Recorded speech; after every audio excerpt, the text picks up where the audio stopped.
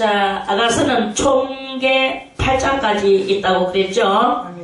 그리고 이 8장은 물론 절절마다도 우리의 영을 성장시키는 영을 성장시키는다는 말을 두 자로 하면 네 자로 하면 영성훈련이라고 말을 합니다. 그래서 이 절절이가 다 우리의 영을 성장시켜 주시는 그런 말씀이다. 그리고 또 단계로 볼 때 다 끄트머리 8장까지 가게 되면 신앙의 8단계를 이루는 것이다 하는 그런 말씀입니다. 그래서 지난번에 1장은 신앙의 1단계라고 보면 되고요. 오늘은 신앙의 2단계예요.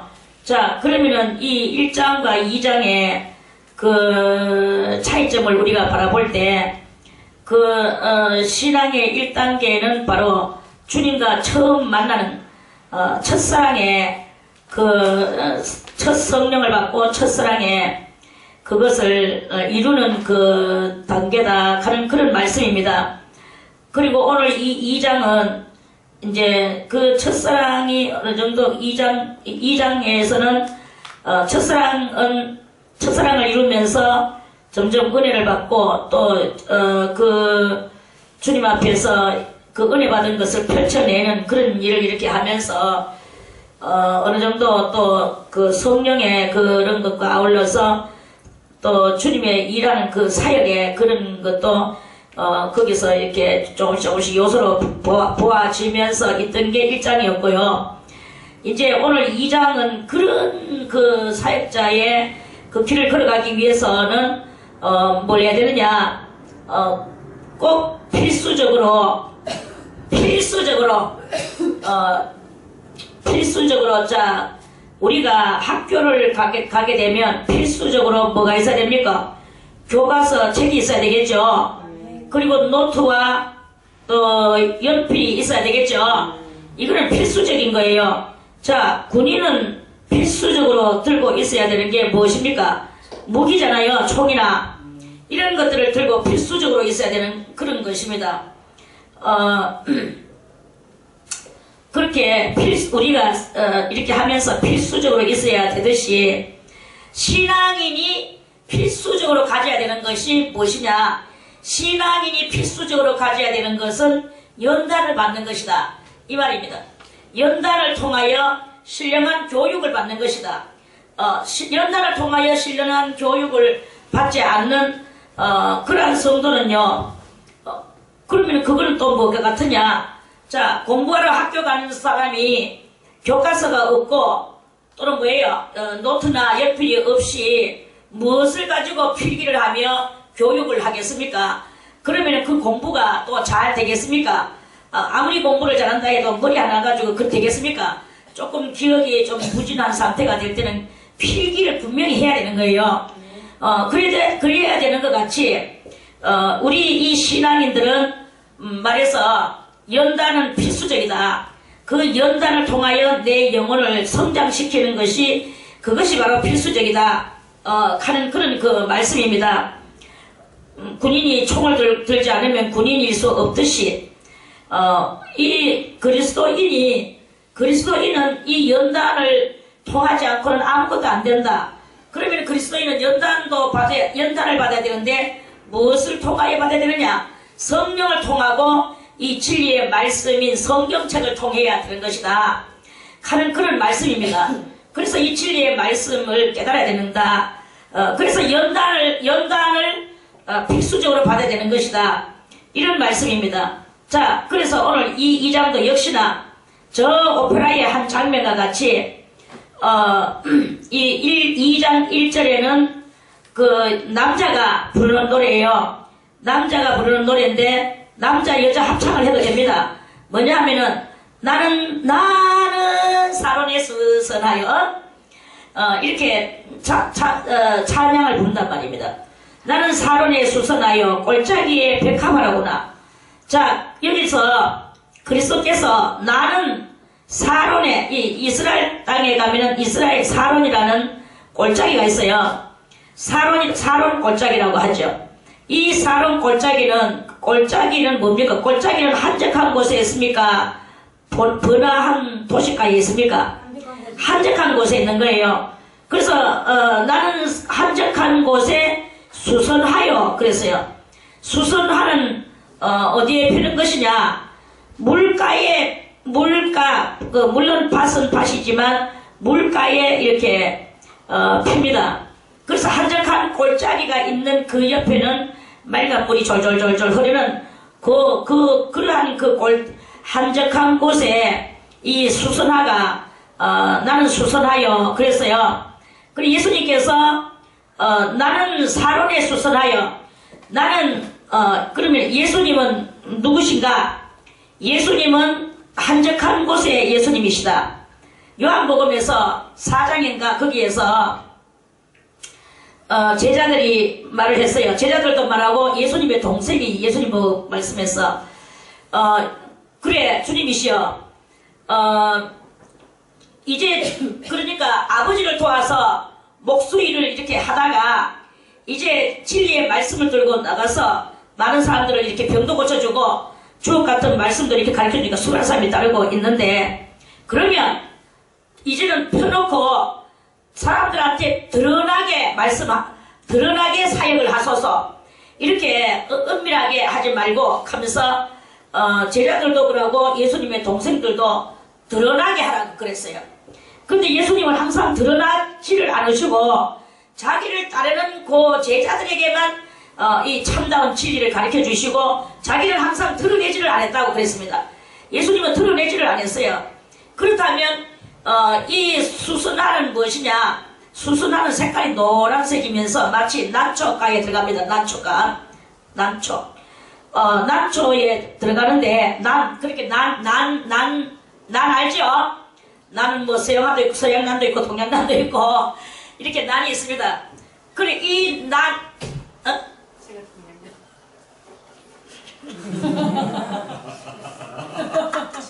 자기가 각출난 동양난이 아이고 여기서 또 저렇게 또 코미디를 또 빠지잖아. 그래 이렇게 난이 있는데 나는 뭘 상징하느냐 하면은 다 같이 나는 고상한 꽃이라고 꽃을 상징한다. 고상한 꽃. 고상하다는 말은 무엇입니까? 고자는 높을 고자, 상도 높을 상자, 위상자. 그래서 높고도 높은 아주 고상한 꽃으로 그래서 난초를 좋아하는 사람은 그 사람 자체도 고상하게 보통 우리가 이렇게 알잖아요. 그래서 난초를 많이 키우는 사람들이 있는데 좋아하고 이러는 사람들이 그 사람들은 다들 성격이 조용하고 유순하고 물론 뭐 7가지 악성을 시켜서 놓으면 또 뭐 있겠지만 그러나 다들 그 고상한 인품의 소유자로 들어가게 됩니다. 이와 같이 예수님께서도 나는 한적한 곳에 고상한 인품으로 또 은밀한 가운데 계시는 그러한 주님으로 계신다 하는 그런 말씀이에요. 그래서 성도도 그 예수님을 따르는 성도도 어떤 사람은 막 뭉치댕기면서 우리 오늘 기도원에 기도하러 가겠습니다. 또 어디에 집회를 가겠습니다. 다들 모이세요 하면 막 모여요. 그래가지고 교회 차에 타십시오. 그래가지고 교회 차에 막 20명 30명 막 타가지고 갑니다. 그러면 이 성도들은 그 갈 때 차에서 조용히 은밀히 하나님이여 오늘 내가 그곳에 가서 기도할 때 은혜를 많이 주시옵소서 이러한 말을 하는 사람은 한 사람도 없어요. 거기 오래간만에 성도들끼리 만나서 즐겁다고 하하호호 하면서 이야기 너 집에 잘 있나 우리 집에 잘 있다 너그 며느리는 어떻노 우리 며느리 요새 좋게 않다 뭐 너그 시아버지 어떻노 우리 시아버지 뭐 맨날 그렇다 뭐 개짜막튀다 뭐 맨날 뭐 이런 식으로 너 저 집에 시아버지 저 집에 며느리 저 집에 뭐 맨날 이러면서 며느리 험담 또 뭐 시부모 험담 뭐 그래 쭉 맨날 뭐 남의 말하죠. 그러면서 누구 집이나 떴고 누구 집이나 떴고 이제 막 그래가지고 그 기도에 도착을 했어. 와 올라가 주야 복 주시옵소서 우리 누구는 어떻게 하고 누구는 어떻게 하고 최고 좋은 대로 어쩌고 저쩌고 이러면서 막 기도를 해요. 그리고 나서 이제 다 기도 다 했습니다. 갑시다. 차에 타세요. 예, 알았습니다. 탔어. 그러니까 줄줄줄 내려오는데 가다 보니까 그 기도원 옆에 그 가지나무가 가지가 잘 열려나 있거든. 아이고, 이 가지 몇 개 따가자. 우리 목사님, 된장 좀 끓여주자. 또 가다 고추가 또 있어. 고추밭에 고추가 있어. 아이고, 고추도 몇 개 따가. 지것도 아닌데. 나비 죽도록 농사 지나는 거 뚝뚝뚝 따가가면서. 그래가지고는 뭐 이거 누구 뭐 끓여주고 누구 저거 저거 또 가면서 또 나무 이야기, 나무 이 집 이야기, 저 집 이야기. 누구 집에 사업이 망했느니 슬프니 고프니 아프니 뭐 이러면서 푸이 가면서 오는 거예요. 이렇게 하면 그게 예수님의 인품이냐? 그거는 예수님을 따라가는 것이 아니다. 이런 말씀입니다. 주님은 항상 은밀한 곳에서 이 성도도 은밀한 그 예수님께서도 너희는 기도할 때 이렇게 기도하라. 은밀한 골방에 문을 닫고 들어가서 은밀한 중에 보시는 하나님 앞에 은밀한 중에 기도하라. 그러면 은밀한 중에 보시는 주님께서 갚아주시리라. 그랬죠? 나는 샤론에 수선하여 나는 은밀한 골짜기에 사람들이 왕래하지 않는 곳에 나 홀로 그렇게 있으면서 하늘의 고상함을 사모하며 그것을 추구하며 나아가는 그리스도를 따라가는 성도다. 성도라면 이렇게 그러한 뜻으로 말을 하는 거예요. 자, 그러면서 골짜기에 백합화로구나. 골짜기, 이 사론도 골짜기고 여기 이제 사론의 골짜기입니다. 아무튼 수수나도 피었지만 또 뭐가 피었나? 그 골짜기에는 가시나무들이 많죠. 가시, 뾰족뾰족한 가시.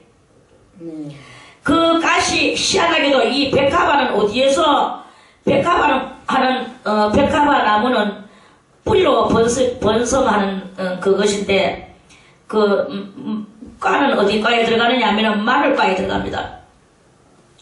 아따 왜 이렇게 많은 게 많나?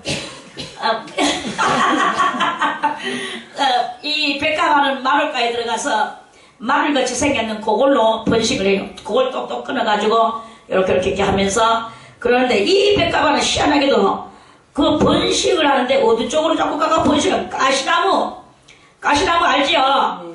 탱자나무 알지요? 그 탱자나무가 가시나무고 가시나무가 있습니다. 그 가시나무 복판에서 그 뿌리가 마늘 같은 뿌리 속에서 싹이 올라와가지고 쫄대가 나와가지고 거기서 백합화 꽃이 피는 거예요. 그런데 이 백합화가 고요히 좀 있으면 괜찮은데 별로 향기가 그렇게 없어요. 그런데 바람이 샥 불어. 바람이 불면 백합화가 아주 보들보들하고 가늘이 하거든요.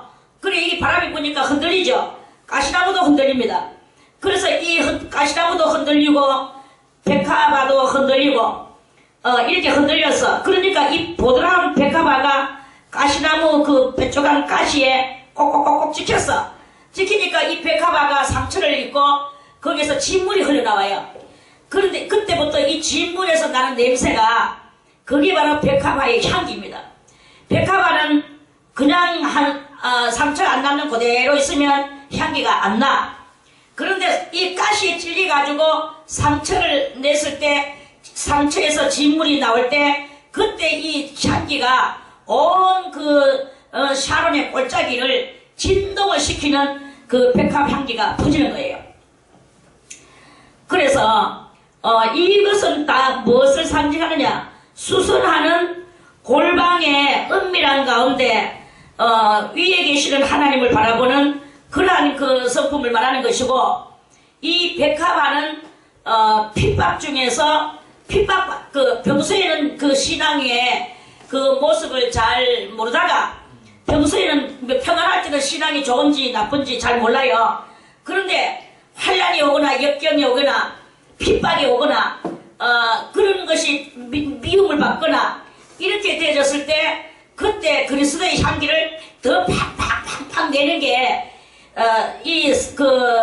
백합화 같은 성도의 그 신앙의 그 향기를 말하는 것인 거예요.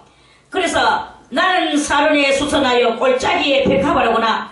골짜기에 아무것도 없는 것에서 그 가시 속에서 향기를 풍긴. 그래서 골짜기에 백합화로구나. 요 1절은 아마 남자 여자 그러니까 솔로몬과 그 술라미가 같이 합창을 하면 되지 않을까. 그렇다면 오늘 예수 그리스도와 성도가 같이 합창을 하면 되는 그러한 것과 같은 이 대사 2장 1절의 그 말씀이다 하는 말씀입니다. 자, 그래서 여자들 중에 내 사랑은 가시나무 가운데 백합화 같구나. 자, 이것도 역시 여자들 중에 내 사랑은 이거는 여자가 예수님을 보고 예수님이 성도를 보고 하는 말씀이에요. 예수님이 성도를 보고 여자들 중에 내 사랑은, 그럼 여자는 뭘 상징한다고 그랬습니까? 여자는 교회를 상징한다고 그랬죠. 그러면 많은 교회들 중에 내 사랑은 가시나무 가운데 백합화 같구나. 자, 예수님이 사랑하는 성도는 어떤 사랑일까요? 예수님이 사랑하는 성도는 다른 것이 아니라 핍박 속에서도, 많은 사람들한테 미움을 받는 속에서도, 많은 사람한테 이단이라는 그러한 소리를 들으면서도, 그런 소리를 듣기 전에는 그저 조용히 있으니까 그저 그 사람 신앙이 좋은지 나쁜지 몰랐는데, 미움을 받고 핍박을 받고 고집힘을 받고 이렇게 하니까 그 사람이 더욱더 주님을 사랑하는 그것이 막 펼쳐져 나오는 거예요. 더욱더 주님을 사랑하는 것이 펼쳐져 나오면서 그러면서 그게 이제 자기의 신앙의 향기가 펼쳐지는 거죠. 그럴 때 주님이 그래, 너는 내가 너를 사랑한다. 네가 그 핍박 속에서도 나를 저버리지 않고 나의 향기를 이렇게 날리고 그 핍박받고 미움받는 속에서도 너의 모습은 한결같이 나를 닮았는 그 행동만 하는구나. 그리스도 같이 성스러운 일을 하고 있구나. 이러한 말씀을 주님께서 하신다는 거예요. 그래서 주님은 이런 사람들은 어떤 사람들일까요? 자, 우리 전도서를 한번 찾아서 보겠습니다. 전도서 바로 지금 우리 잠언 보고 있죠. 아가서 보고 있죠. 아가서 바로 앞에 전도서입니다. 전도서 7장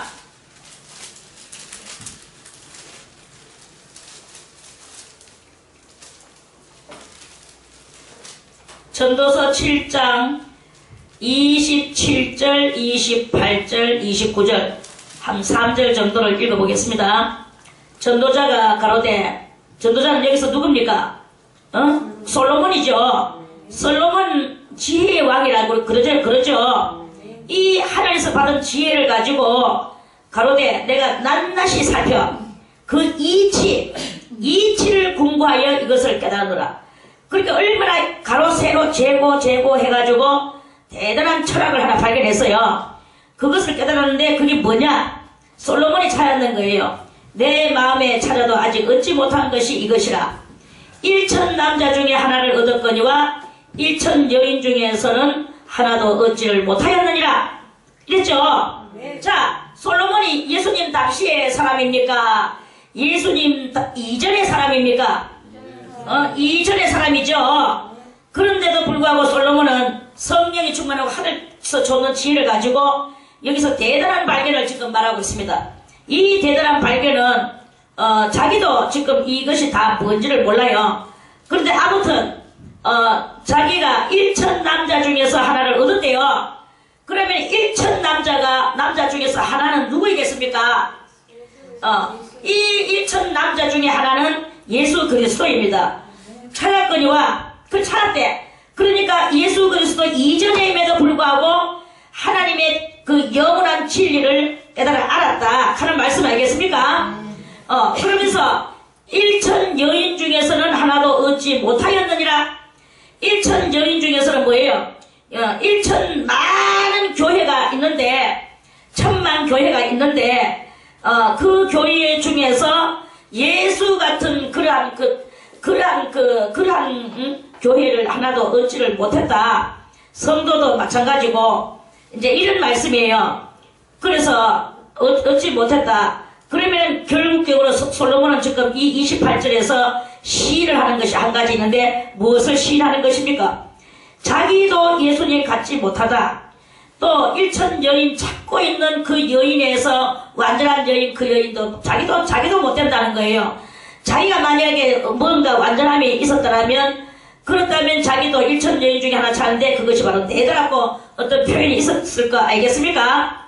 솔로몬은 사실 그렇게 이 일천 남자 중에 하나도 되지도 못하고 일천 여인 중에 하나 되지 못합니다. 왜?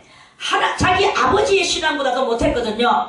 아버지는 실수를 했는 것이 우리아의 아내 바세바를 얻었는 거 그거 하나밖에 실수했는 것이 없는데 솔로몬은 구석구석이에서 이방 여자들을 데려다가 그 자기 왕비를 삼고 그랬거든요. 그러면서 그 이방 여자와 더불어서 세계의 모든 신들을 가지고 논논을 했어요.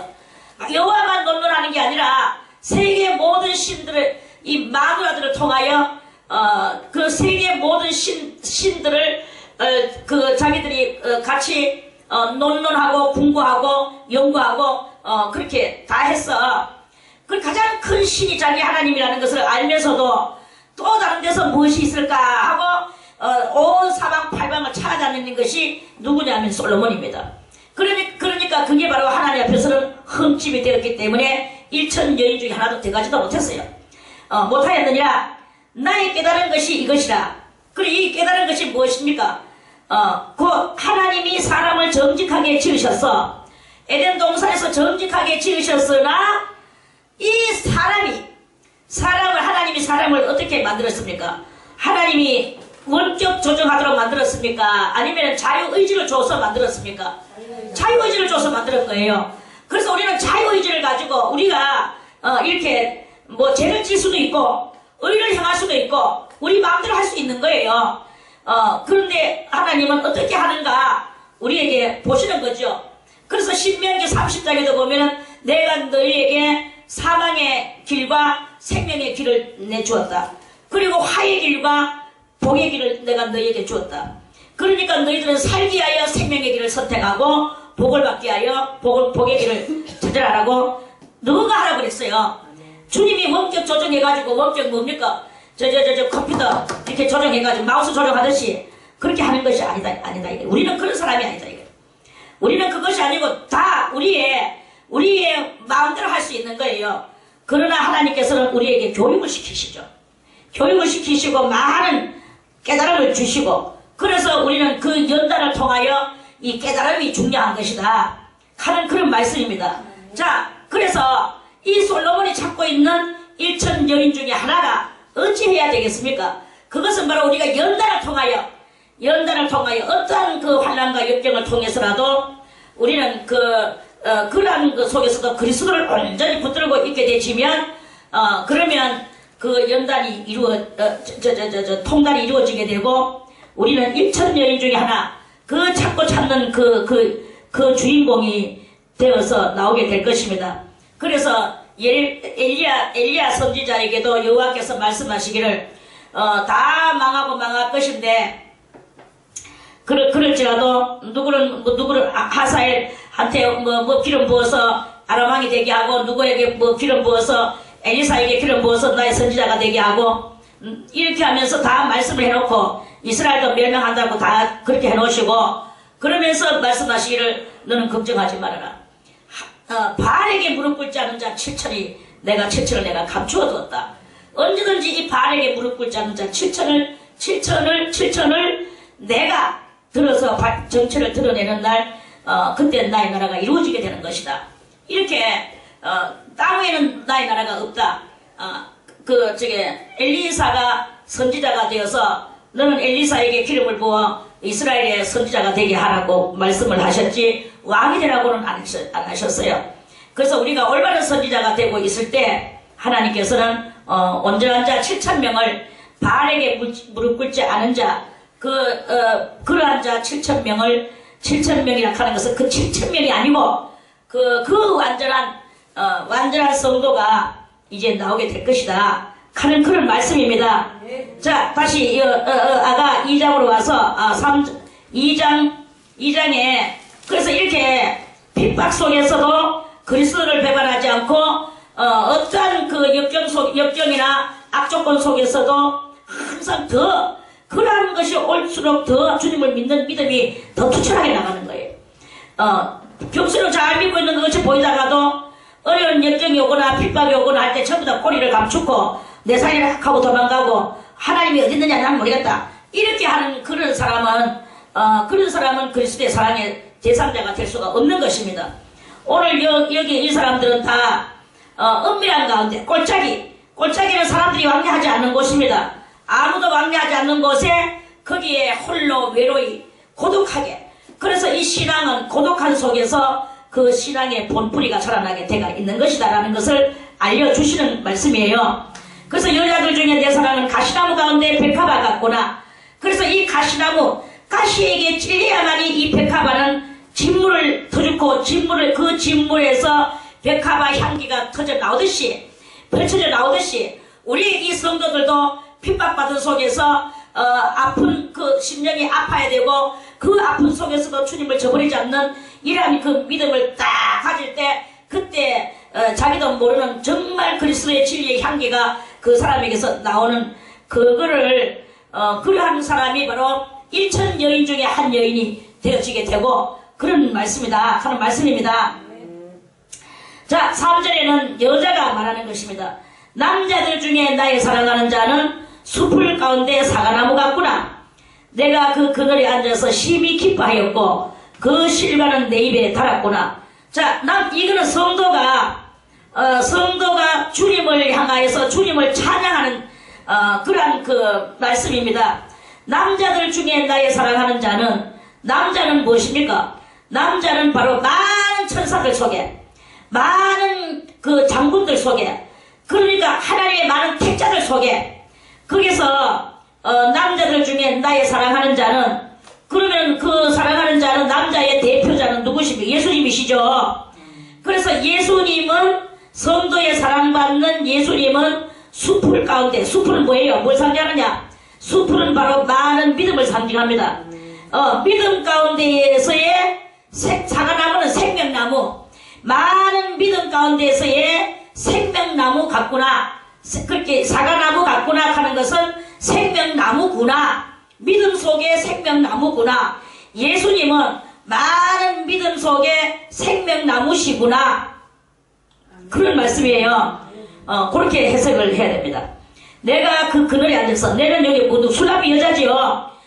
성도지요. 바로 우리들이죠. 우리들이 그 그늘에 앉아서, 누구 그늘에? 사과나무 그늘에, 생명나무 그늘에, 생명나무 그늘에, 그늘에 가는 말을 쓰면 무엇이냐? 그 그늘이라는 것은 하나님의 보호하심 아래에서, 이 말이에요.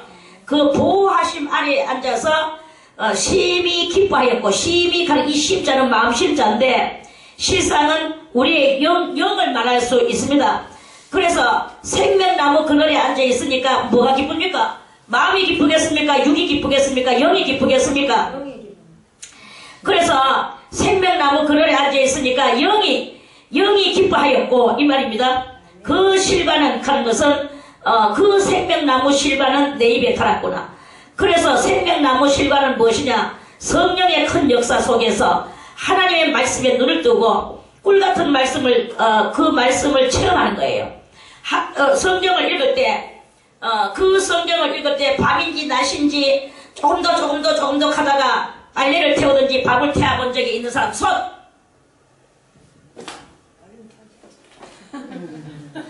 빨래를 태우든지 밥을 태우든지 아니면은 태우는 건 없더라도 다른 거 무엇이 또 좀 지붕이 무너지든지, 자, 그러한 그 뭔가 초가적인 일을 했는 사람, 자, 손 들어보세요.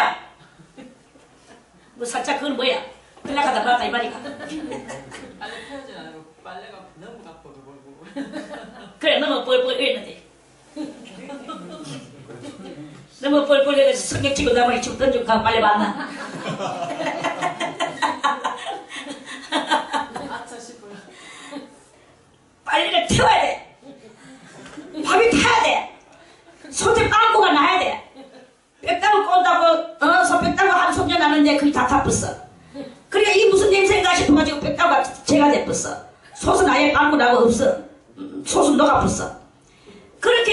성경에 여기에 온 그 성경 산맥경에 빠지는 거예요. 이렇게 빠지는 그러한 경험이 있는 사람, 그런 사람이 그 실과는 내 입에, 그 심히 기뻐하였고 그 실과는 내 입에 달았구나 하는 것은 하나님의 말씀을 읽으니까 이렇게 꿀송이 같은 느낌을 가지고 읽었던 경험이 있는 그것을 말하는 것입니다. 그렇게 했는 사람은 밥을 태우라는 말도 아니고 국을 태우라는 말은 아닙니다만은, 그러나 그만큼 그 산매경에 빠질 수 있도록 이 말씀이 꿀송이 같은 그거를 체험하는 것이, 그것이 바로 오늘 신앙의 2단계 속에서 3절에 해당하는 그런 영의 성장도를 이루는 우리의 이 신앙의 길을 걸어가는 한 행위의 모습이다 하는 이런 말씀이에요. 그래서 그런 것을 경험해야 됩니다. 하나님의 말씀은 꿀송이보다 더 달다 그랬거든요. 꿀송이보다 더 단 그것을 경험을 해야 돼요. 너무나 파리 한번 보세요. 파리가 똥 위에 앉아있는데 아무리 날려도 안 날아가. 내가 한번 실험 삼아서 날려봤어. 손가락 끝으로 날아가게 주다 날아가대. 날개를 덩어리를 갖다 꼭 찌르니까 그때서야 날아가더라. 이렇게 아무리 그 바로 위에 가지고 바람을 일으켜가 덩어리 위에서 요리해줬는데도 안 날아. 얼마나 맛있고 달았는지 그 똥이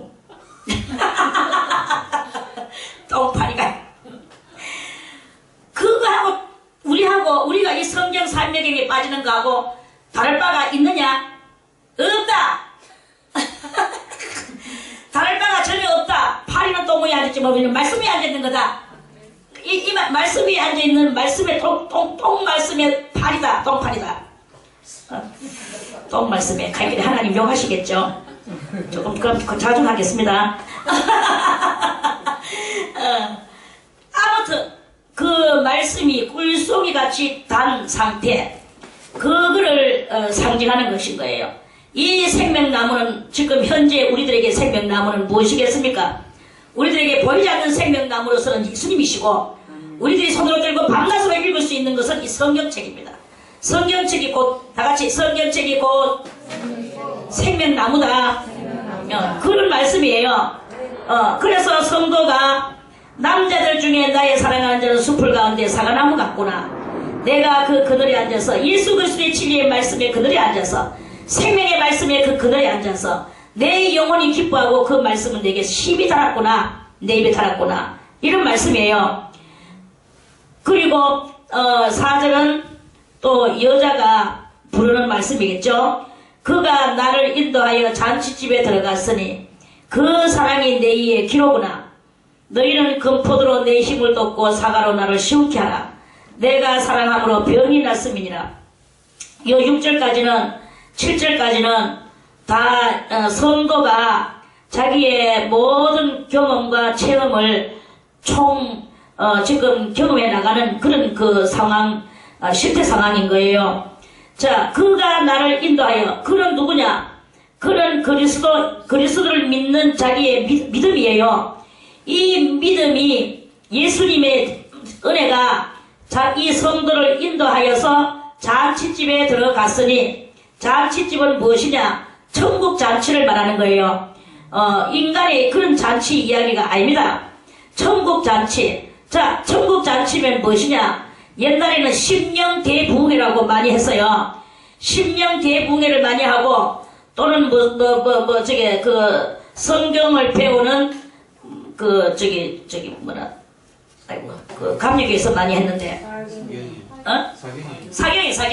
사경회를 누가 사경회 그랬죠? 목사님? 임병원 집사님. 그렇구나. 사경회도 아는구나. 남도 그거 모르는 줄 알고 내만 아는 줄 알았더만. 끄떡끄떡 하라 했더만 고개를 쑥쑥 이래야 되겠네. 아무튼 그런 옛날에는 사경회도 많이 하고 그렇게 했습니다. 그렇게 했는데 아무튼 사경회를 하든 심령대부흥회를 하든 뭐를 하든 거기를 갔어요. 또 설령 주일날 대예배를 가든 오후 예배를 가든 수요 예배를 가든 금요 예배를 가든 어떤 예배를 가든 가정 예배를 가든 무슨 예배든지 간에 그 예배 속에서 어떤 일이 일어나느냐? 그 예배 속에서 그 예배에 가장 은혜를 많이 받고 거기에서 가장 중요한 요인의 인물이 누구냐면 내가 돼야 되는 거예요. 오늘도 이 예배가 마찬가지입니다. 이 예배 가운데에서 여러분들은 오늘 이 말씀을 들으면서 오늘 이 말씀은 정말로 내가 이거 듣기를 참 잘했구나. 이 말씀은 나 때문에 오늘 전해주는구나. 내가 그 말씀을 꼭 들어야 되는 것이야. 이러면서 그 말씀들이 다 자기가 막 꿀송이같이 받아들이는 이러한 일을 한다면 그 사람은 오늘 심령 천국 잔치에 앉아있는 것입니다. 그리고 그 사랑이, 이건 누구의 그리스도의 사랑이, 성령으로 인한 그리스도의 사랑이 내 위에 키가 되가 있다. 깃발. 그러니까 믿음으로 오늘 오늘 김성희 원장님을 통하여 하나님께서 무슨 말씀을 주시려나, 오늘 여기서 내려 뻗치는 은혜는 어떤 것일까? 하늘문을 열려라, 하늘문을 열려라. 이러면서 오늘 이 예배는 내 때문에 이 예배가 열려졌구나. 수많은 사람들이 여기 앉아있지만 거기다 무슨 소용이 있나? 오늘 내가 없었으면 이 예배는 아무것도 아니었을 거다. 이 예배는 지금 다 나를 위한 것이다.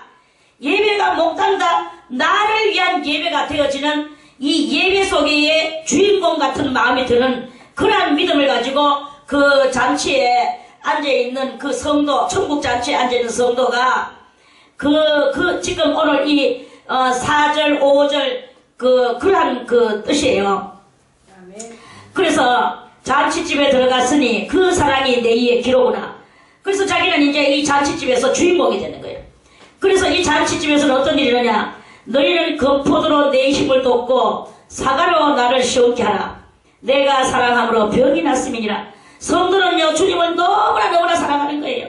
사랑함으로 병나는 이게 무슨 병입니까? 상사병이죠. 옛날에 육적 상사병 걸리는 사람들도 우리는 책에서 많이 봤습니다. 제 같은 경우는 냉정해서 상사병하고는 관계가 없는데, 사랑을 해봤어야 그 상사병이 나도 말도 사랑이 안 돼. 사랑이 안 되더라고. 그런데 오늘 이 성도는 누구를 사랑하느냐 하면 예수님을 사랑하는 거예요. 진리를 사랑하고 진리에 목말라 있고, 어떻게 하면 주님의 그 사랑을 받을까? 어떻게 하면 진리를 깨달을 수 있을까? 그 말씀이 그리워서 자기 영혼이 헛뜨겠다고 하는 다윗의 시가 있듯이 그러한 상태가 되어지게 되는 거예요. 그래서 너희는 금포도로 내 힘을 돋고 했어요. 자, 금포도는 무엇을 상징할까요? 금포도가 포도를 가지고 만드는 게 있는데, 포도 열매로 만드는 게 있는데 포도주가 있죠. 그리고 금포도는 무엇입니까? 금포도는 포도주는 그 즙을 짜가지고 발효를 시켰는 게 포도주예요. 그리고 이 금포도는 포도를 갖다가 그거를 말려가지고 쫀득쫀득하게 해서 젤리같이 만들어놓은 그러한 포도를 보고 그 포도라고 합니다. 건자가 마를 건자거든요. 다 같이 마를 건자, 마른 포도. 그래서 그러면 이 마른 포도는, 말라는 포도는 뭘 상징하느냐? 포도주는 뭘 상징하느냐? 이게 이제 우리가 그걸 알아야 이 말씀이 통과되는 거예요. 자, 포도주는 뭘 상징한다고 그랬죠? 포도주는 예수 그리스도의 보혈의 피를 상징한다고 그랬어요. 그래서 그 포도주를 먹거나 뿌리거나 이렇게 하면 그리스도의 피로서 정결케 하고 속죄함을 얻는 그러한 역할을 하는 거예요. 그런데 건포도는 포도주하고는 다르게 이거는 액체가 없어요. 액체가 없고 바짝 말라는 포도, 이거는 뭘 상징하느냐? 그것은 바로 예수 그리스도의 십자가에 흘리신 피에 대한 해석이에요. 그 피를 이해하는 이해의 능력이에요. 이해력입니다, 한마디로. 그러니까 피를 이해하는 이해력, 이걸 상징하는 거예요. 그래서 예수의 피를 이해해서 그 피를 이해하는 그것을 가지고 그 피의 비밀에 대해서, 그 예수의 피의 보혈의 비밀에 대해서 묻는 자가 있다면 그것을 명확한 해설을 해줄 수 있는 능력을 가지고 있는 것을 보고 뭐라고 하느냐? 금포도의 능력이다. 이렇게 말을 할 수가 있게 되어지게 되는 것이다 하는 그런 말씀입니다.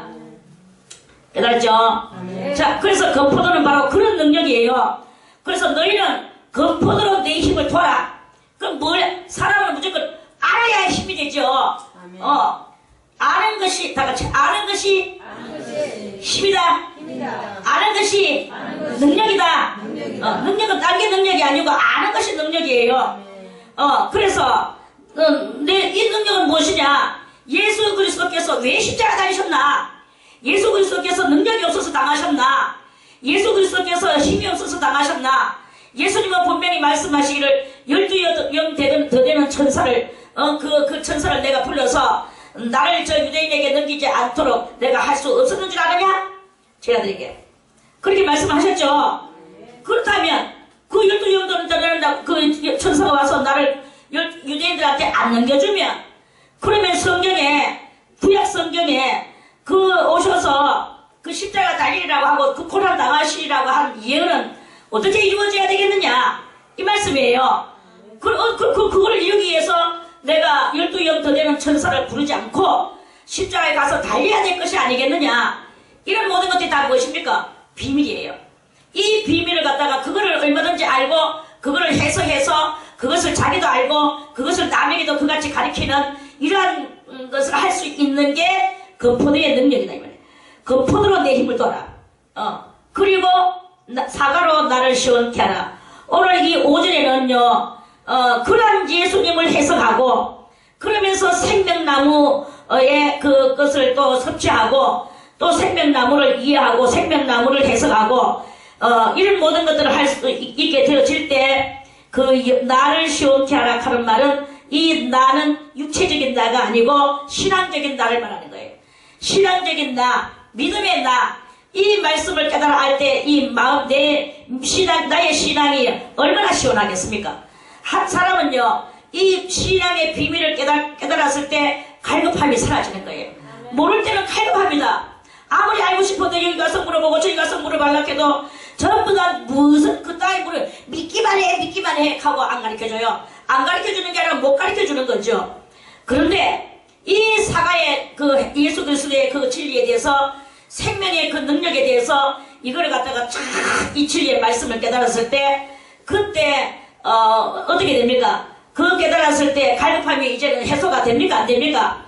그래서 그 갈급함이 해소가 되고 그럼 해소가 되니까 심령 상태는 어떻게 되느냐? 심령 상태는 그때 평안이 오는 거예요. 평안이 그때부터 오는 거예요.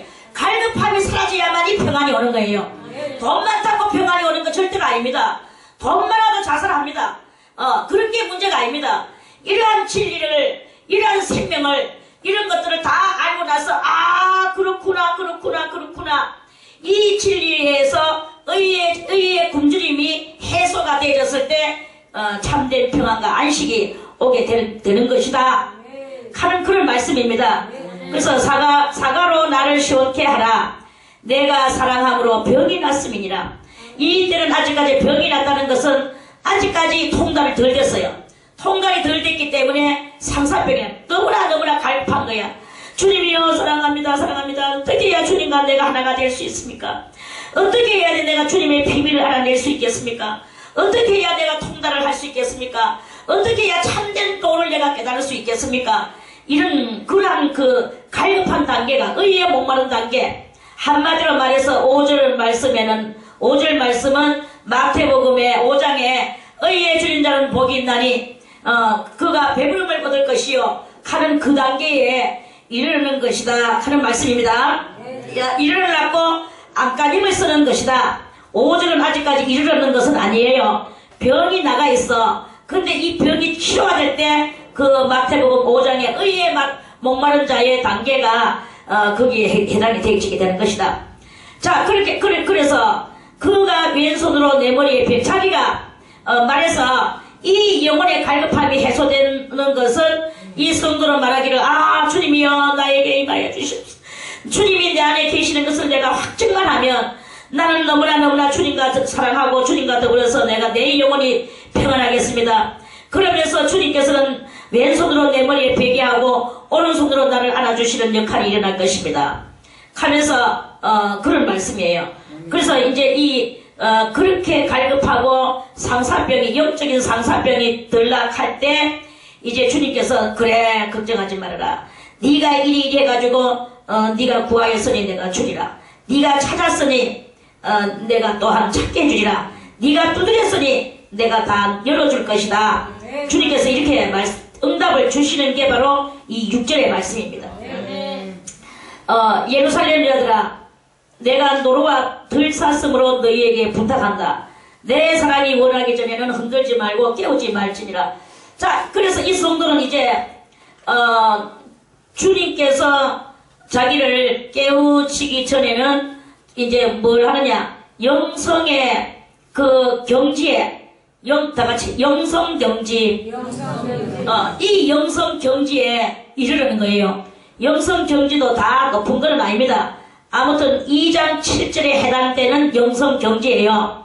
그래서 영성 경지에 이르는 성도는 예루살렘 여들아. 그럼 예루살렘 여들아 뭐 교회의 성도들아, 거룩한 성도들아, 교회의 거룩한 성도들아, 내가 노루와 들사슴으로 너희에게 부탁한다. 자, 뭐 많은 짐승들도 있는데 그 뭐냐면 야생동물, 노루도 야생동물이고 들사슴도 야생동물이죠. 자, 그러면 이 노루하고 들사슴은 무엇입니까? 집에서 묶여 있습니까? 아니면 뭐 우리 안에 들어가 있습니까? 이건 우리 안에 들어있는 게 아니에요.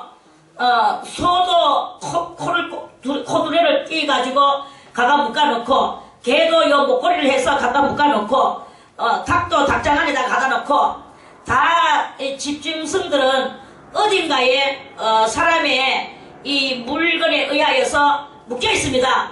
묶여 있는데 노루나 들사슴은 묶여 있는 짐승이 아닙니다. 이거는 뭐냐, 산으로 들로 묶여 있는 게 아니라 산과 들로 마음껏 자유롭게 저 바위, 높은 바위나 낮은 뭐 언덕이나 뭐 어디든지 이 노루와 들사슴은 막 달려서 돌아다니는 자유의 동물들이에요. 자, 그러면 예루살렘 여들아, 거룩한 교회의 성도들아, 나는 노예에도 속하지 않고 교회에도 속하지 않고 나는 총회에도 속하지 않고 나는 칼빈에게도 속하지 않고 나는 요한 웨슬레에게도 속하지 않고 나는 그 누구에게도 속하지 않고 나는 오직 예수 그리스도에게 속하여서, 예수 그리스도에 속하여서 진리이신 예수를 나는 탐독한다. 진리이신 예수를 탐독하고 그 진리 예수에게 나는 속할 것이다. 그래서 내가 이 진리이신 예수 그리스도를 다 알므로 말미암아 다같이 진리를 알지니 진리가 너희를 자유케 하리라. 이것에 들어가는 거예요. 그래서 어디에가 뭐 사람의 교리에나 사람의 그 어디에나 거기에 묶여있는 게 아니다 이게. 그래서 뭐 그러면 교리들이 말합니다. 그렇게 믿으면 안 돼, 그렇게 하면 이단이야, 잘못하면 엉뚱한 데로 빠질 수가 있어, 뭐 오만 소리를 다 하면서 우리를 하여금 발에다가 족쇄를 끼려고 말을 많이 합니다. 그런데 여기 이 성도는 노루와 들사슴으로 나는 족쇄가 없는 그러한 것으로 진리를 아는, 다같이 한 번 더, 진리를 알지니 진리가 너희를 자유케 하리라. 진리가 우리를 자유케 해주는 그러한 경지에 도달하려고 하는, 그게 바로 이 7절의 그 성장 영성 그 경지, 이 영성 경지에 이르는 거예요. 그래서 노루와 들사슴으로 너희에게 부탁한다. 내 사랑이 원하기 전에는, 내 사랑은 누구예요? 내는 누굽니까? 내는 술람이 여자지요. 내 술람이 여자의 사랑은 누굽니까? 솔로몬이죠. 이와 같이 여기서 내는 누굽니까? 가슴을 치며 내는 내다. 내는 나다. 이거예요. 그 나의 사랑은 누굽니까? 우리의 사랑은, 여러분들의 사랑은 누굽니까? 솔로몬입니까? 뭐 아브라함입니까? 우리들의 사랑은 예수 그리스도잖아요. 예수 그리스도께서 성령으로 말미암아 내 사랑이 원하기 전에는 흔들지 말고 깨우지 마라. 내 사랑이 원할 때는 어느 때에 원합니까? 많은 경지를 갖다가 체험하고 난 뒤에 경지에 입각했던 성도가 어느 때가 되면 깨져 나와요. 성경을 갖다, 그럼 경지가 뭐가 경지입니까? 경지에 대해서 우리가 조금 더 이치를 뚫고 들어가려고 하면, 자, 아까도 말했지만 성경을 깊이 보다 보니까 빨래 타는 것을 압니까 모릅니까? 빨래 타는 걸 몰라요. 냄새가 안 나. 희한하게도 냄새가 나야 되는데 밥 타는 것을 압니까 모릅니까? 몰라요. 밥을 타면은 밥 탄 냄새, 곡식 탄 냄새가 날 낀데 안 나. 희한하게도 이런 것들이 냄새가 안 나고 저절로. 그래가지고 한참 있다가 내 사랑이 원하는 때가 와. 예수 그리스도가 그만 성경 그만 보고 집구석 불나겠다. 좀 일나봐라. 이렇게 말씀을 하시면서 깨우실 때가 있단 말입니다. 그럴 때 아이고 이게 무슨 냄새고 갑자기 다 냄새. 아이고 이거 빨리 나타내. 아이고 밥 나타내. 아이고 우리 신랑은 올 때 다 됐는데 이 일을 어떡하나. 성경 읽다가 집구석 막 나타내. 요렇게 되어지는 게 바로 내 사랑이 원하는 상태인 거예요. 그 상태. 그러면은 주님께서 그렇게 누군가가 와가 빨리 냄새가 난다. 또 아니면 밤 냄새 이제껏 안 나던 것이 이제 막 다 타고 난 뒤에 냄새가 갑자기 냄새가 나는 거야. 갑자기 냄새가 내 코에 들어오는 것은 왜 들어오느냐? 내가 그것을 아는 그 타는 냄새를 알기를 주님이 원하시는 거예요. 원하시기 때문에 내가 알아지게 되는 거예요. 할렐루야. 그래서 이러한 일이 여러 번 있을 때 바로 영성 경지에 이르게 되는 것이다. 우리는 그러면서 성경 속에 쑥 들어가면 그 경지에 이르게 되면 냄새도 모르고 뭐 기억도 안 나고 그냥 그 속에서 아무것도 생각 안 나고 이것만 열심히 막 들어가보고 있는 거예요. 이 성경책 종이 짱지가 빵꾸가 나도록 그렇게 보는 거예요. 이게 바로 한 면에 성경을 읽는 것에서 영성 경지에 이르는 것입니다. 자, 그러면 다른 또 영성 경지가 있습니다. 뭐 기도를 할 때도 기도의 영성 경지가 있어요. 성경 보는 것에서의 성경 독서의 영성 경지가 있는가 하면 기도의 영성 경지가 있어요. 기도의 영성 경지가 있고 또는 때로는 또 우리가 이 묵상하는 것에서 묵상의 영성 경지가 있어요. 묵상 영성 경지가 있고 이렇게 우리들이 신앙생활을 할 때 그런 경지에 이르른다 하는 말씀입니다.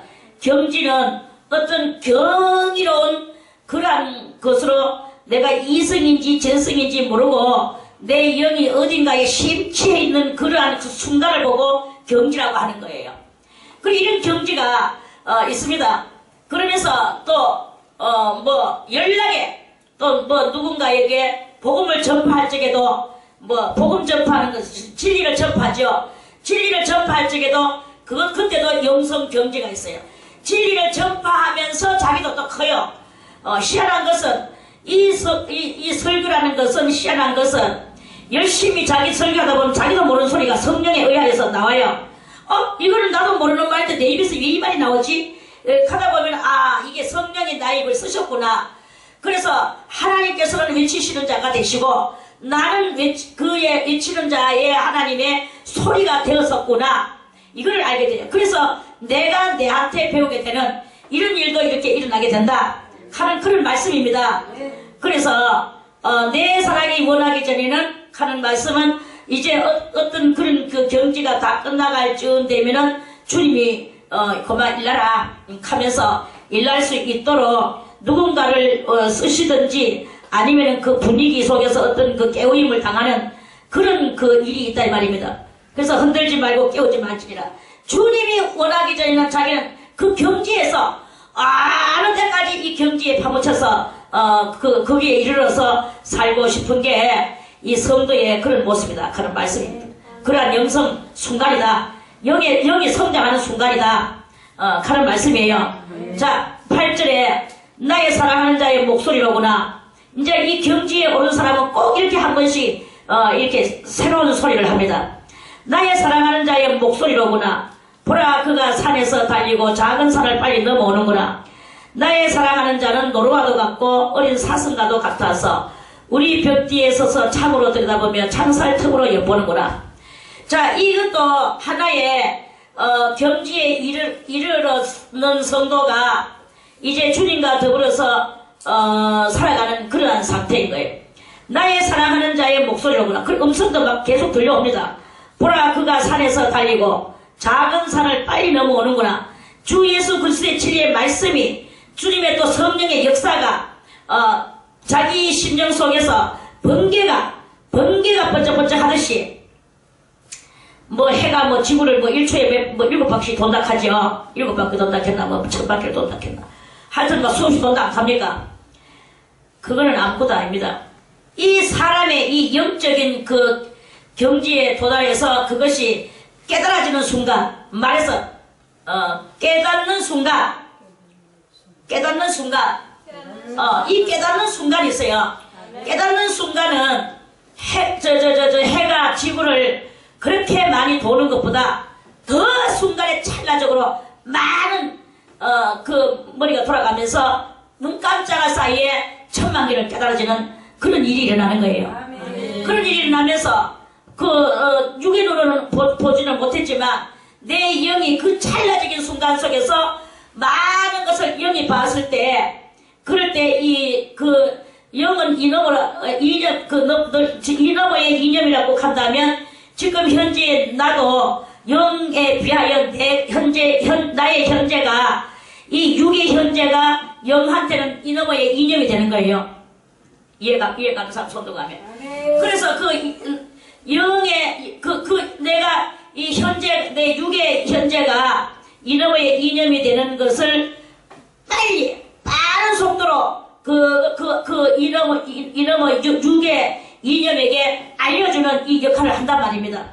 그래서 육은 아무것도 하지 않아도 영이 그렇게 되면서 그 경지에 오르면서 이 육도 저절로 알게 되어지게 되고, 그게 바로 이제 그렇게 해서 말로도 표현을 할 수 있고, 이러한 그 신앙의 체험적인 그 역사를 말하는 것입니다. 그래서 그 주님께서는 우리를 보러 얼마나 주님은 신령하게, 그리고 주님만을 사랑하여서 벽날락하는 성도에게는 얼마나 그 주님도 더 이상 사랑하는 거예요. 더 이상으로 사랑하시면서 작은 산을 빨리 넘어서 이 성도를 보러 오셔. 그래서 나의 사랑하는 자는 노루와도 같고 어린 사슴과도 같아서, 자, 나는 이 성도입니다. 그리고 나가 사랑하는 그 자는 예수 그리스도였어요. 자, 예수 그리스도는 칼빈에 속해 있습니까? 뭐에 속해 있습니까? 그런데 안 속해 있어요. 바울도 그랬죠. 아볼로는 무엇이며 바울은 무엇이며 게바는 무엇이냐? 누구는 그리스도의 파락하고 누구는 바울 파락하고, 고린도 교회를 향하여서 그랬죠. 그러는 것이 아니다 이거예요. 다 같이 예수 그리스도 외에는 우리는 소속된 곳이 없다, 이 말씀입니다. 그래서 이 진리의 그 말씀으로 인하여서 오직 우리는 예수 그리스도에게 속해진 그것을 말씀하는 거예요. 그래서 예수님은 아무에게도 소속된 것이 없어. 소속된 것이 없으니까 유대인에게도 소속되지 않고, 제사장들한테도 소속되지 않고, 서기관한테도 소속되지 않고, 또 제자들이나 자기 동생들도 주님이시여 이렇게 드러내지 않고 숨어서 이렇게 하십니까? 드러내서 하시옵소서. 드러내서 하시고 많은 사람들에게 드러내서 주님의 그 모든 것을 드러나면, 주님은 분명히 지금 그만큼 많은 능력과 그만큼 많이 아는 말씀의 능력과 이런 것을 가지고 분명히 이스라엘 나라를 유대 땅에 센세이션을 일으키실 것입니다. 이 센세이션은 분명히 100% 200% 일어날 것입니다. 그러니까 드러나게 하시옵소서, 드러나게 하시옵소서. 캐는데도 예수님은 드러나게 안 하셨죠? 안 하셨다고 아까 우리 사론에 수선하여 꼴짜기의 백화와 때 말씀을 드렸죠? 그런 것과 같이 예수님은 유대인에게도 속하지 않고 아무에게도 속하지 않습니다. 그리고 어디에 자꾸 속해가지고 누구 이카는 그것도 다 옳지 않다. 예수님은 어디에 속해져 있느냐? 내 나라 다 같이 요한복음 18장 36절에 내 나라는 이곳에 속하지 않았다. 내 나라가 이곳에 속하지 않았고 내 나라는 이곳에 있지 않다. 그러니까 내 나라는 여기에 없다. 이렇게 예수님 말씀하셨죠. 그렇게 말씀하셨는 것은 어떤 것입니까? 자, 우리 그러면은 요한복음 말씀도 한번 찾아서 보겠습니다. 요한복음 18장.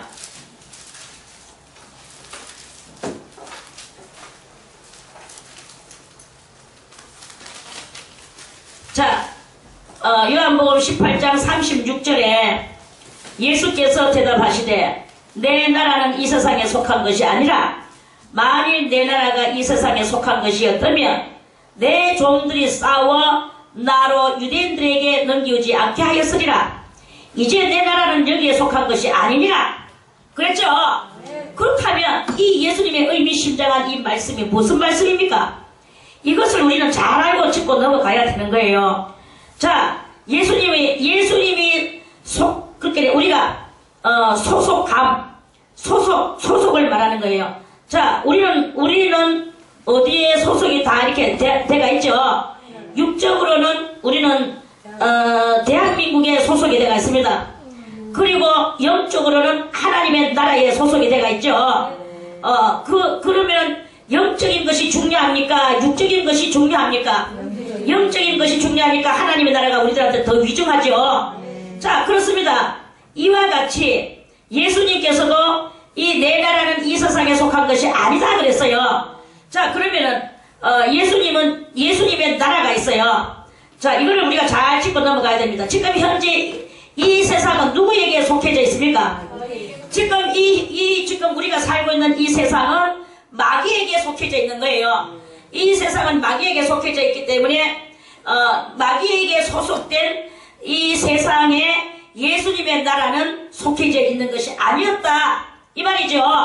만일 내 나라가 이 세상에 속한 것이었다면 내 종들이 싸워 나로 유대인들에게 넘기우지 않게 하였으리라. 이제 내 나라는 여기에 속한 것이 아니니라. 자, 그러니까 예수님은 그럼 어떻게 하시느냐?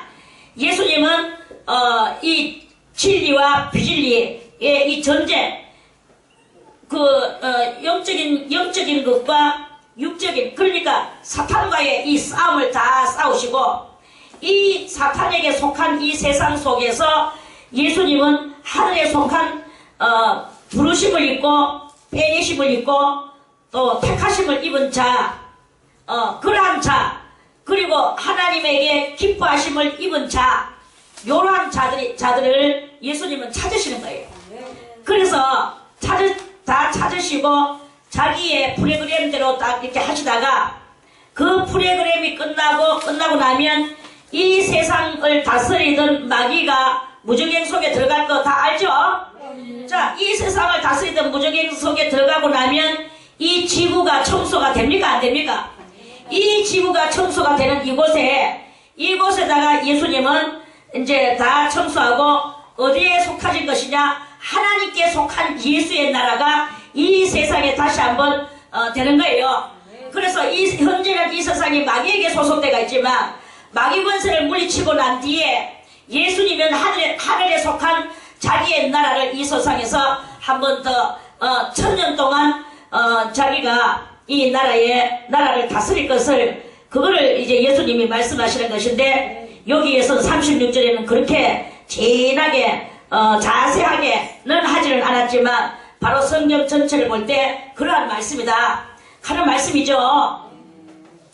그래서 우리는 지금 이 세상에 지금 되어지는 이 시스템, 한마디로 이 세상 시스템이 지나가야 돼요. 이 세상 시스템이 지나가면 이 지구 위에 예수님의 시스템이 이루어지는 그 일이 일어나는데 그게 바로 7년 대환란 끝말에 그것이 이루어질 것이다. 아마겟돈 전쟁을 통하여 이루어지게 될 것이다 하는 그런 말씀입니다. 자, 아가서로 다시 아가서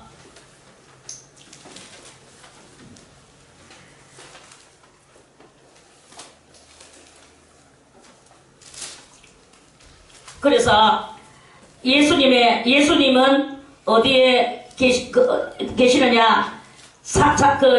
어디에도 소속되지 않고 예수님 자체가 진리이시고 그 진리는 곧 자유다. 그러한 말씀입니다. 그래서 자유로우신 예수님께서 술람이 여자와 같은 하나님의 성도에게 달려오시는 거예요. 주님께서 나의 사랑하는 자는 노루와도 같고 어린 사슴과도 같아서, 자, 진리의 자유 되시는 예수, 진리의 자유 되시는 예수님께서는 벽 뒤에 서서, 벽은 무슨 벽입니까? 우리의 심령의 벽이죠. 심령의 벽 뒤에 서서 나의 마음의 창으로 나의 영혼을 들여다보고 계시는 거예요. 내 마음의 창살 틈으로 엿보고 계시는 거예요. 자, 그러면 신앙의 2단계에서 8절 9절에 이르는 성도는 항상 예수님의 눈을, 하나님의 눈을, 그 눈을 의식하면서 사는 거예요. 이 눈을 의식하면서 송아지 눈같이 이렇게 생긴 눈, 그 송아지 눈은 어찌 잘못 보면 또 노루와 사슴 같은 눈이기도 합니다.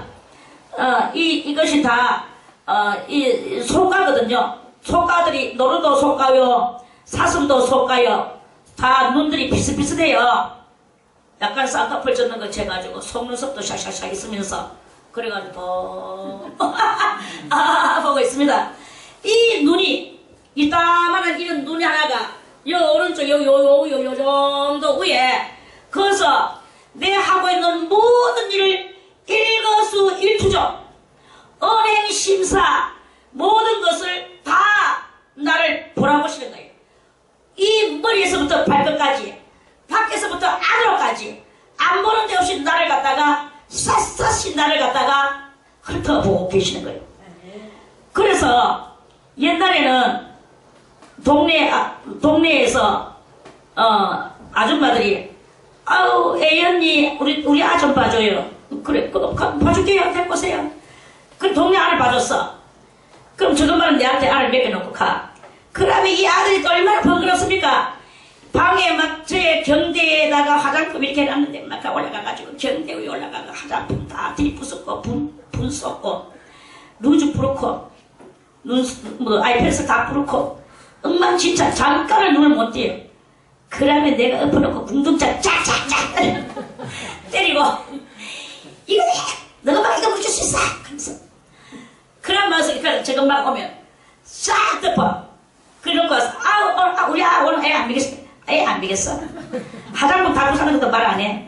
때리는 것도 절대 말 안 해. 그 아가 일러줄 만한 거리가 되느냐? 그 아가 너무나 어려서 못 일러줘. 그래가지고는 양심 가책 전혀 없음. 이러면서, 그러면서도 또 날마다 또, 왜 또 그것도 마음이 약해가지고 받으려고 하면 또 속으로는 싫은데 해도 그들은 아이고 웃으면서 봐줄게요. 데리고 오세요.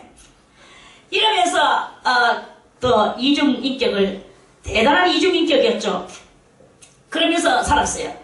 그런데 이 송아지 눈이 어느 날 성령 받고 송아지 눈이 여기 들붙어있는 거야. 그 눈이 나를 쳐다보는 거예요.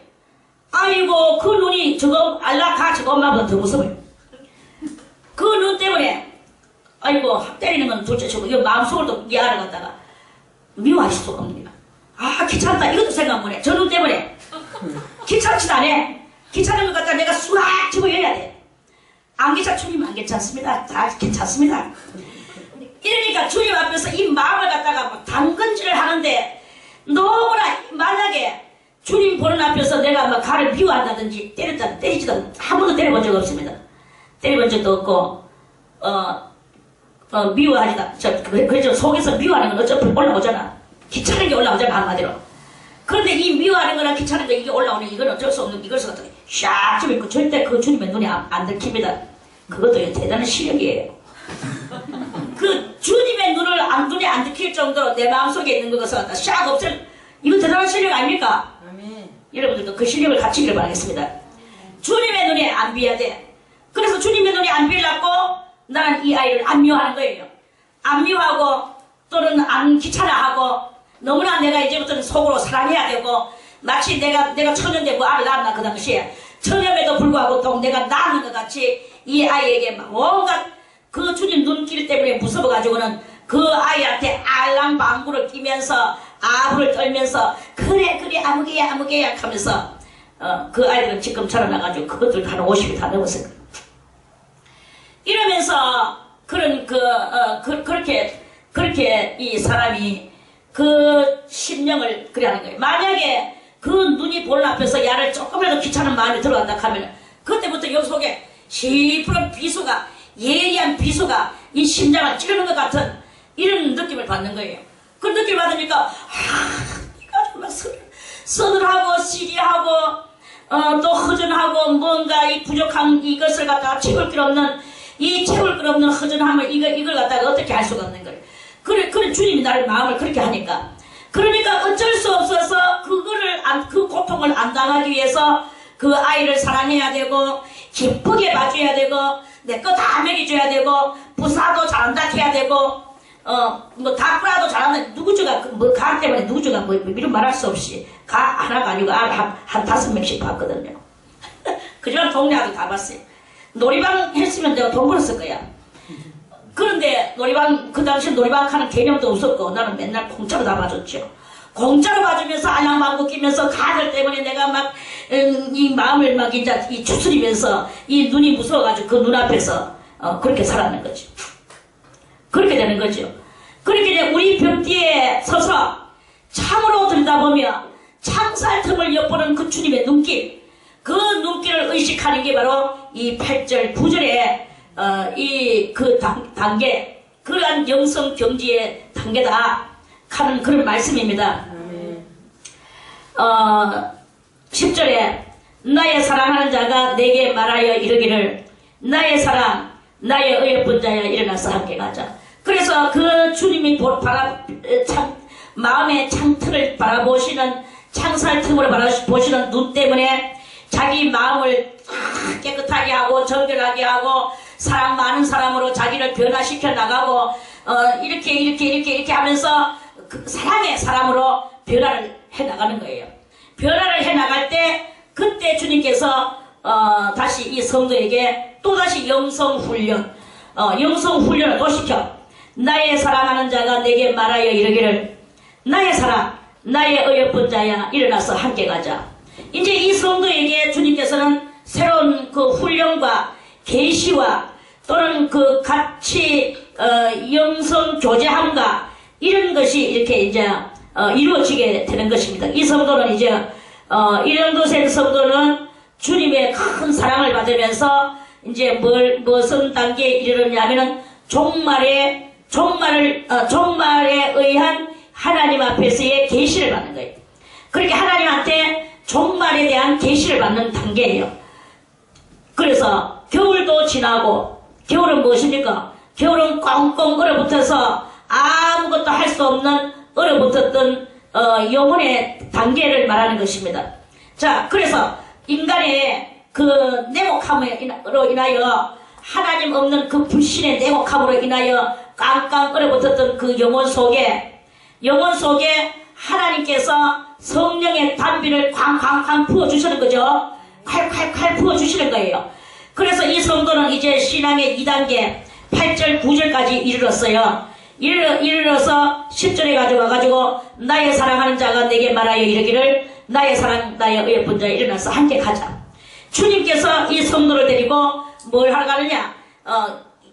종말의 종말에 대한 계시의 정신을 부어주러 가자. 그러면 종말에 대한 계시의 정신을 받기 위하여 다시 무엇을 해야 됩니까? 기도를 해야 되고 말씀을 읽어야 되고 또 묵상을 해야 되고 또 여기저기 또 성경을 또 여기저기 또 한 번씩 또 들춰봐야 되고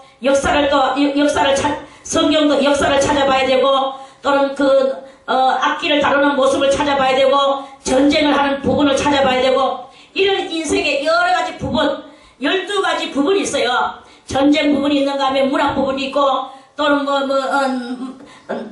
방패 부분이 있는가 하면 칼 부분이 있고 창 부분이 있고 여러 가지 이런 부분들 그런 것을 성경을 통해서 알아볼 때 그러다 보니까 시대 부분을 깨닫게 되는 거예요.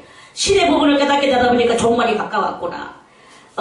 그래서 지면에는 꽃이 피고 너의 심령에는 신앙의 꽃이 피고 새해 노래할 때가 이르렀는데 이 새는 무슨 새입니까? 종말을 알리는 새예요. 새의 소리입니다. 종말을 알리는 새의 노래할 때가 이르렀다. 말세가 이르렀다. 주님 오실 재림의 때가 이르렀다. 방구의 소리가 우리 땅에 들리는구나. 방구라는 것은 이스라엘 나라에 있는 새 종류인데요. 비둘기과 합니다. 이 비둘기과는 무엇이냐? 비둘기는 평화를 상징하지만 이 방구라는 새는 비둘기하고 비슷하게 생기기는 했지만 뭘 상징하느냐? 종말을 알리는 그러한 그것을 상징하는 거예요. 종말의 종말의 소리를 상징하는 거죠. 그래서 이 방구의 소리가 우리 땅에 들리는구나. 어디에? 이 기도하는 성도의 심령의 땅에 들리는구나. 그래서 이 종말을 점점 깨달아 나가게 됩니다. 아, 지금은 어느 시점에 이르렀구나. 천체의 기운과 지진과 또 전쟁과 여러 가지 그런 것들이 이렇게 있는데 주님이 분명히 말씀하시길 그러나 아직도 끝은 아니라고 하셨으니까 그러면 그 끝은 어느 지점일까? 이것을 이제 알아져 나가는 단계인 거죠. 무화과 나무에는 푸른 열매가 익었고 무화과 나무는 이스라엘의 국나무인 거 우리 다 알죠? 그러면 이 무화과 나무가 곧 종말을 고하는 나무예요. 그래서 이 무화과 나무에는 푸른 열매가 익었고, 자, 무화과 나무는 꽃이 없이 이파리도 나오기 전에 제일 먼저 열매가 먼저 나온다고 그랬죠? 그럼 푸른 열매가 익었고 하니까 꽃도 없이 잎사귀도 없이 지금 푸른 열매가 됐다 하면 이때 계절은 어느 계절이겠느냐? 봄이라는 계절 알겠습니까? 그래서 이 봄이 왔다라는 것을 알리는 것이 푸른 열매가 익었고, 포도나무는 꽃이 피어 향기를 토하는구나. 포도나무는 아직까지 열매는 익지 않았지만 꽃이 피었어. 향기를 토한데, 이것이 다 무엇을 말하느냐? 봄이 왔구나. 봄이 왔는 것을 알다시피, 너희가 천기에 모든 것은 분별할 줄 알면서, 어찌하여 이 시대 분별을 할 줄 모르느냐? 예수님께서 말씀하셨는 것 같이, 이것이 바로 시대 분별을 하는 성도의 그 모습인 거예요. 향기를 토하는구나. 나의 사랑 나의 어여쁜 자야 일어나서 함께 가자. 어디로? 더욱더 주님과 이제 더 은밀한 기도를 하러 함께 가자. 그래서 이 성도는 다시 작정하고 하나님 앞에 기도하러 어디로 갑니까? 자, 시끌 복잡한 군중들 틈 사이로 갑니까? 또는 성도들 틈 사이로 갑니까? 아닙니다. 주님 앞과 다시 이 말세의 종말의 그 비밀이 어떠한 것을 알기 위하여서 이 성도를 주님께서는 바위 틈 낭떠러지 은밀한 곳으로 그 성도를 데려갔어요. 그래서 이 성도는 바위 틈 낭떠러지 은밀한 곳에 바위는 여기서 뭘 상징합니까? 예수 그리스도를 상징합니다. 그럼 예수 그리스도의 그 진리의 틈 사이 또 낭떠러지는 위험한 곳. 그러니까 우리가 이 신앙이 기도할 때 때로는 마귀가 많이 달라듭니다. 또 시험도 많이 환경적으로 시험도 옵니다. 그리고 여러 가지 또 그런 이런 공고들이 오는 그런 일이 있거든요. 그러한 것이 있다 낭떠러지는 바로 그런 것을 상징하는 거예요. 그런 것이 있다 할지라도 그런 것을 개의하지 않고 오직 그 은밀한 곳에서 주님과 영적 교통을 하는 거예요. 그리고 주님 앞에 기도하는 거예요. 그리고 이 마지막 종말에 대해서 더 깊은 것을 알아내 나가는 거예요. 그래서 그 환란 때는 언제며 그 환란 때는 어떤 성도는 어떻게 올라가며 어떤 성도는 땅에 남아서 어떤 일을 하며 어떤 성도는 어떻게 666을 안 받아야 되며 이런 것들을 이 기도하면서 또 말씀을 읽으면서 이렇게 알아나가는 거죠. 그렇게 이제 은밀한 곳에 있는 나의 비들 그렇게 알아나가고 있는데 주님께서 오셔서 하시는 말씀이 바위 틈 낭떠러지 은밀한 곳에 있는 나의 비둘기야. 그리고 이 성도는 이제 은밀한 곳에서 주님 앞에 기도하니까 은밀한 중에 보시는 주님께서 나타나셔서 하시는 말씀이 나의 비둘기야 하고 나타나신다는 말이에요. 나의 비둘기야, 나의 비둘기, 나의 평화야. 나로 네 얼굴을 보게 하라. 주님께서는 그렇게 은밀한 곳에서 바위 틈 낭떠러지에서 은밀한 중에 보시는 주님을 찾고 있는 성도를 주님은 찾고 계시는 거예요. 그러한 성도를 주님은 찾고 계시면서 나로 네 얼굴을 보게 하라. 네 소리를 듣게 하라. 네 소리는 무슨 소리입니까? 기도하는 소리지요. 마지막 말씀에 대해서 더 갈급하여 주님 앞에 많은 것을 비밀을 알아내려고 하늘 비밀을 알아내려고 애타는 성도의 모습이죠. 그래서 네 소리를 듣게 하라. 네 소리는 부드럽고 네 얼굴은 아름답구나. 주님이 이렇게 나타나셔가지고 이제 종말에 대해서 쫙 알려주십니다. 그래 이제 여기서 10절과 11절, 12절에 13절까지는 종말에 대한 비밀을 알아내는 것이고, 그 종말에 대한 비밀을 알기까지 또 이 성도가 발톱 낭떠러지 은밀한 곳에서 막 기도하고 있을 때 주님이 쫙 나타나셔서 하시는 말씀이, 그래 세상 천지 다 변하고 네가 어떠한 사망의 음침한 골짜기에 있다 할지라도 내가 너를 도와주리라.